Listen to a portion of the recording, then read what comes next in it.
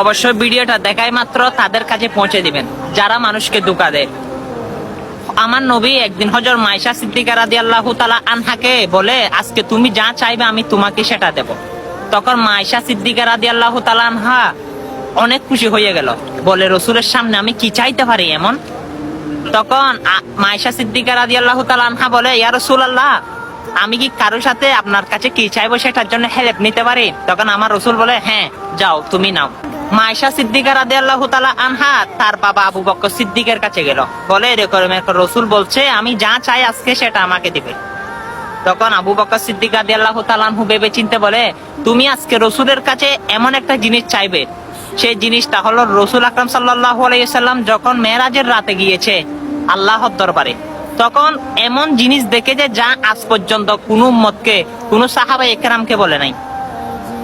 তখন সেটা বললো আমার রসুলের সামনে এসে মাইশা সিদ্দিকা রাদিয়াল্লাহু তাআলা।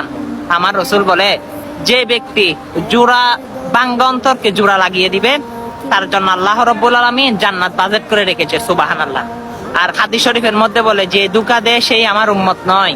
অবশ্যই আপনারা ভালোবাসার নামে অনেক কিছুর নামে মানুষকে ধোঁকা দিয়ে থাকেন, এগুলো থেকে বিরত থাকুন।